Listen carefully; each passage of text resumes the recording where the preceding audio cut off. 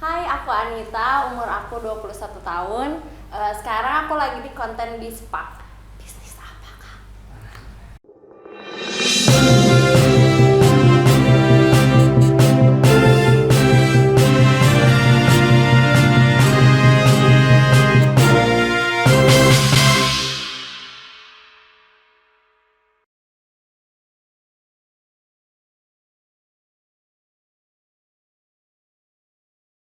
Sekarang lagi sibuk apa? Apa ya?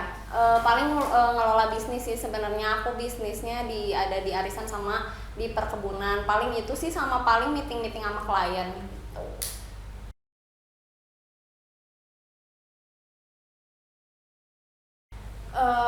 Sejak sebenarnya sih kalau bisnis dari SD sih, aku sebenarnya dari SD tuh aku kayak jual agar-agar bikinan mama aku, terus kayak jualin bando-bando rajutan bikinan nenek aku udah dari SD sampai keterusan nyampe sekarang. Mungkin karena keadaannya yang emang ngedesak untuk cari uang sendiri dari kecil kali ya, jadi nyampe sekarang lanjut gitu.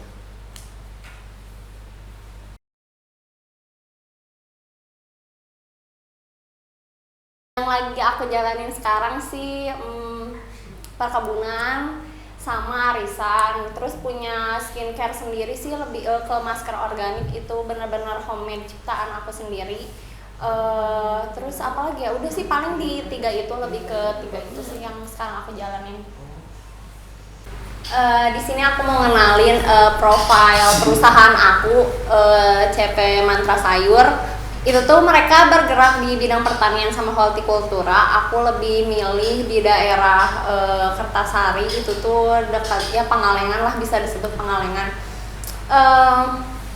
Awal mulanya aku bisnis di Mantra Sayur, kenapa pengen, kan jarang nih, banyak banget nih yang ngomong petani-petani di sana, jarang banget nemu perempuan masih muda mau terjun panas-panasan, terus ketemu kayak tanah kotor-kotoran kayak gitu. Nah aku bilang deh, aku tuh emang dari dulu tuh pas sekolah, pas SD tuh sama mama pakai sepeda kan ke SD. Nah terus kayak ngeliat di Rancaikek tuh ada petani-petani yang dulu tuh masih banyak sawah. Nah aku tuh ngeliat kayak petani-petani di sana tuh kayak kayak aku suka aja gitu ngeliat petani, kayak aku pengen banget masuk ke lingkungan si petani itu awalnya. Nah udah kayak gitu aku dari SD aku emang suka sama petani, bukan suka cinta ya, ini sukanya suka aja ngelihatnya gitu. Nah dari situ aku sih pengen, dari pas SD mikir kayak ya Allah semoga udah gede bisa ngebantu si petani-petani ini. Akhirnya aku ketemu sama sahabat aku dikenalin sama kakeknya. Nah kakeknya itu petani di Kertasari. Kebetulan daerah sana tuh apa ya, susah modal, kayak kurang modal, karena petani-petani di sana kan ngandelinnya cuma di tengkulak itu bandar. Sedangkan harga bandar itu juga nggak logis banget gitu, kasihan. Jadi mereka seada-ada, kalaupun misalnya harga turun ya mereka juga mau nggak mau dijual gitu. Dan akhirnya dari penjualan itu mereka nggak ada modal untuk nanam lagi gitu. Setelah itu aku ketemu, akhirnya deal nih. Aku tuh awalnya cuman 5 patok itu 2000 meter, nggak banyak. Aku nanemin bawang. Nah di nanemin bawang itu aku bener-bener nggak punya ilmu, nggak punya pengalaman apapun di sayuran. Bener-bener kayak ya udah deh, gue ngasih kepercayaan ke petani-petani di sana, ya udah urus aja, kelola aja, mau itu nantinya hasilnya jelek apa bagus. Kalau jelek ya udah berarti emang bukan jalannya, kalau misalnya bagus ya alhamdulillah gitu, itu bonusnya gitu. Nah waktu pas awal-awal itu kayak mikir, aduh ini jadi nggak ya sayur terus bisnis aku bukannya. Nah pas di bawang itu aku gong nih, dari 5 patok itu ngehasilin berapa ya, ya sekitar 2 digit, nggak banyak sih. Tapi dari situ aku bisa, jadi aku tuh tipe orang yang kayak misalnya aku bisnis, modal nih, terus aku tuh udah megang si uang dinginnya, aku tuh nggak pernah dipakai langsung, aku mending puterin aja uangnya. Aku juga belum ada kebutuhan apa-apa. Nah dari situ aku puter-puter lagi, nyampe akhirnya aku berhektar-hektar sekarang, punya pekerja patuh tuh petani yang emang matuh sama aku, jadi kerjanya di aku nggak di orang. Terus punya tim yang bener-bener pekerja keras, loyal, parah, 15 orang. Itu walaupun sempat ada ada hambatan di tim, cuman dari situ ada kayak pemutihan, seleksi alam, mereka pada ada yang betah, ada yang enggak, ada yang cabut, ada yang enggak. Dari situ ya udah deh, mau nggak ngegedein Mantra gitu. Secara di sini tuh orang-orang tuh masih ke sayur tuh, bisnis sayur tuh mereka kayak masih awam, kayak masih kayak ih kok bisnisnya sayur sih nggak coffee shop, atau ih kok bisnisnya sayur sih nggak yang lain gitu. Nah aku tuh pengen ngubah mindset anak-anak muda untuk kayak ya udah sih bisnis apa aja yang penting dapat duit, terus kayak jangan lo yang kerja buat uang tapi uang yang kerja buat kita gitu. Kalau misalnya kita nanam sesuatu ya hasil panennya juga buat kita kan cuma tinggal diem aja karena yang kerjanya petani kayak gitu. Jadi pas udah sekarang berhektar-hektar, jadi ada kayak kerjasama sama dinas sosial, terus kayak bandar-bandar juga sekarang negoin harganya nggak banting harga banget. Karena kenapa kita nggak mau ngasih harga bandar di paling rendah, karena kita emang benar-benar punya hitungannya. Jadi kalaupun bandarnya nggak mau harga segini ya nggak kita kasih. Jadi kita benar-benar nge-keep itu buat bukan untung buat aku aja, tapi bagi hasil sama si petani di sana. Jadi aku nggak cuma semena-mena kayak nih simpen duit urus tapi hasil bagi ke aku semua, enggak. Aku tuh sistemnya bagi hasil sama petani 50% sisanya 50% ada bagi tim sama ada investor aku kayak gitu. Terus apa lagi ya, aku udah gagal panen 3 kali, dan 3 kalinya itu di engkol. Baru banget sekali panen itu kol yang kemarin dapatnya aku lupa berapa ton, tapi ya alhamdulillah masih ketolong. Tapi sih aku nggak akan pernah, aku tuh tipe orang yang coba lagi. Jadi pas kol itu udah 3 kali gagal panen, sekarang aja aku setengah hektarnya ditanaminnya engkol lagi gitu. Jadi nggak apa-apa sih, mungkin emang belum rezekinya aja, mungkin rezekinya aku di kentang atau di wortel gitu, nggak jadi masalah sebenarnya. Kalau misalnya main sayur sih sebenarnya kita serahinnya ke alam sama ke Tuhan. Jadi selebihnya kita udah nanam, diurus udah, ya udah. Toh kalau misalnya main sayur tuh resikonya bencana alam, terus cari petani-petani yang jujur terus bertanggung jawab sama kerjaan itu susah. Makanya kita seselektif mungkin di Mantra tuh ada yang kerja patuh yang benar-benar emang mereka orangnya tanggung jawab, terus enggak dikit-dikit apa-apa uang terus enggak, terus kayak sama emang baik gitu orangnya, kayak rendah hati banget di sana tuh. Jadi aku juga sih emang senang banget sih udah ngebantu mereka. Ada juga yang sampai udah bisa ngebangun rumah gitu gara-gara, yang maksudnya nggak gede-gede banget tapi ya kebantu dikit-dikit gitu. Kenapa milih terjun ke dunia bisnis?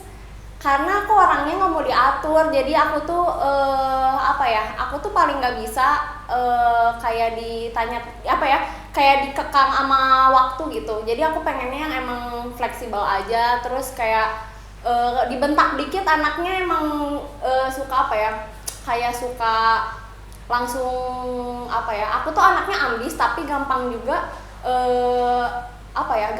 namanya kalau misalnya gampang ngedown. Aku gampang ngedown gitu. Jadi aku gimana caranya untuk aku ngefleksibelin waktu aku sendiri, terus nggak mau dikekang sama orang juga, mending aku bikin bisnis sendiri gitu. Terus ngebantu juga sih biar ngebantu orang-orang juga gitu.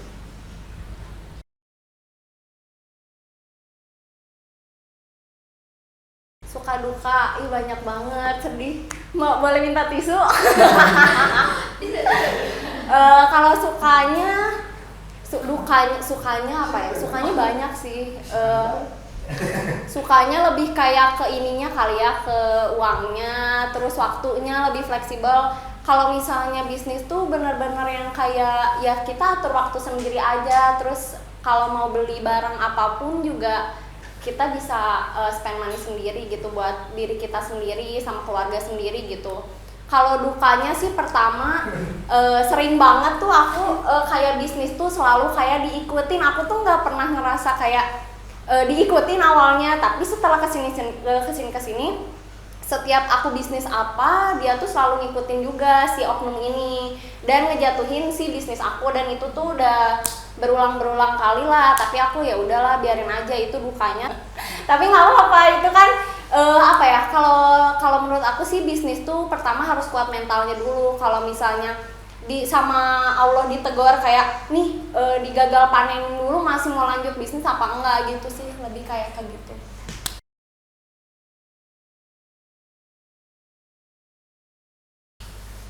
Pandemi mempengaruhi bisnis kamu? Sebenarnya sih nggak terlalu, alhamdulillahnya di aku nggak terlalu. Paling arisan tuh di aku malah banyak yang butuh, banyak juga, lebih banyak member-member baru. Terus paling kalau misalnya di sayuran, mereka karena pandemi butuh asupan yang emang bagus vitaminnya, dan mereka belinya sayuran, dan alhamdulillah harganya di tinggi-tinggi sih gitu.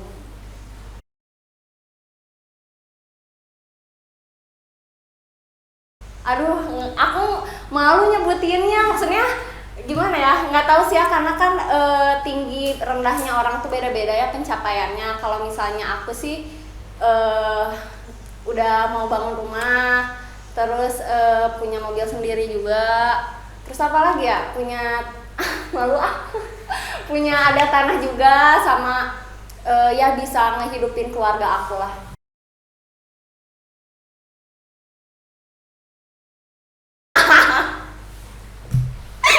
Hey, nanti aku selesai podcast ini langsung di DM nih. Demo. Viral. Oke. Mau tisu dong, boleh nggak?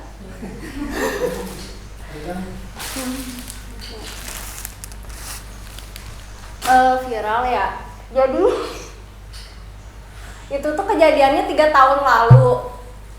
Aku tuh nge-storyin anak-anak Unisba, kebetulan aku emang kampusnya ada di Unisba. Nge-storyin yang emang mereka lagi pada demo, tapi emang ngerusakin fasilitas umum di sana, ngerusakin si pagar. Udah gitu, ada salah satu oknum, ini oknum ya, hanya oknum, itu bilang kayak gini, mati aja kalian semua. Terus di situ aku posisinya demo juga kan, jadi kayak sakit hati aja gitu, kok malah didoain mati, bukannya malah ngejaga si yang orang-orang demonya ini.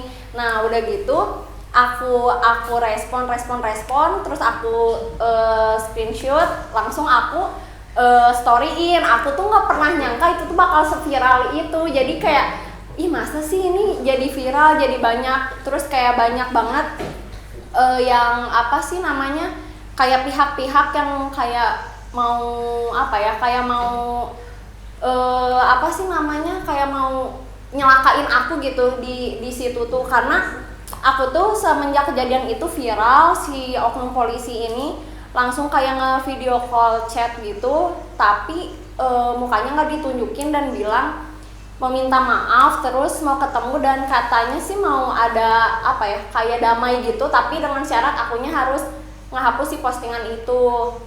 Cuman aku kan nggak mau, akhirnya aku diemin. Pas demo terakhir itu aku lagi beli teh botol sama teman kampus aku, tiba-tiba ada yang narik aku.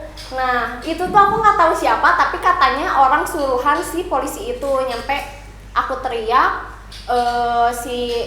ada apa sih namanya, ormas yang ngebantuin aku untuk kayak ngelepasin aku dari si oknum ini, karena ini tuh benar-benar kayak hapus gak postingannya, kalau enggak intinya kamu saya culik lah kayak gitu. Di situ ngerasa nggak aman, akhirnya aku coba hubungin LBH biar ngerasa aman. Udah dari LBH diproses, ternyata mau minta ketemu, ternyata pas udah nggak lama dari situ keburu ada yang viral lagi kejadian lain, jadi yang itu ketutup gitu si cerita itu.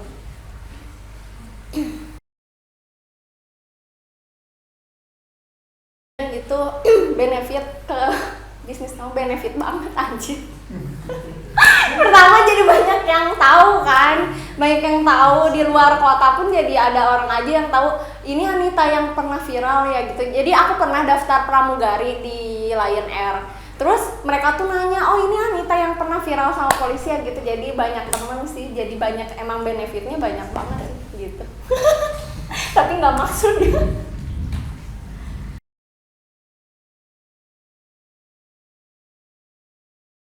Ada rencana buat bikin bisnis baru? Nggak ada dong. Aduh, tapi aku takut diplagiatin lagi, nggak apa-apa deh di sini. Aku mau buka bar di daerah Bandung Timur di Jatinangor. Rencana bar yang apa namanya, konsepnya konsep Texas gitu.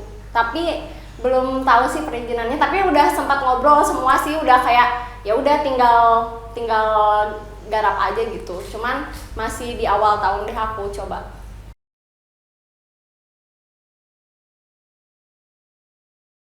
Buat teman-teman yang baru mau mulai bisnis sih, kalau kata aku kalian benar-benar harus semangat, terus kuat mental. Karena kalau kalian misalnya nggak kuat mental, nih poin pertama tuh sebenarnya kuat mental. Kalau misalnya kalian nggak kuat mental, kalian mau bisnis apapun, kalau kalian gagal pasti kalian bakal ke-distract dan bakal nyerah, dan ujung-ujungnya kalian pengen mintanya tetap kerja sama orang gitu, nggak mau kerja sendiri. Terus yang kedua, mumpung masih muda juga, keluarin ide-ide yang sebenarnya aku yakin sih di luar sana masih banyak ide-ide yang lebih luas, lebih bagus daripada aku gitu. Kalian kembangin aja, nggak usah takut. Misal nggak ada modal, kalau misalnya nggak ada modal, kalian coba jadi reseller kayak misalnya skincare, kecantikan gitu, yang mereka emang nggak butuh modal awalnya. Terus mereka kayak ngasih cash atau kredit kayak gitu, sistem-sistemnya kalian ngambil bareng aja dulu dari orang. Kalau misalnya si poinnya nggak punya modal, kalau karena takut gagal, nggak ada sih bisnis yang nggak gagal, pasti semuanya gagal. Nah dari si kegagalan itu tuh kalian bakal jadi apa ya, bakal lebih semangat dan bakal kayak mikir, oh bisnis aku berarti apa ya salahnya, kayak gitu. Kalian kalau misalnya dari gagal itu malah lebih memperbaiki, kayak aku tuh udah 13 bisnis digarap gagal, dan sekarang yang bertahan lama nyampe 4 tahun gitu sih, lebih semangat lagi mumpung masih muda. So guys, ini cerita bisnis aku tunggu cerita kalian di Bispak. Jangan lupa like, comment, dan subscribe.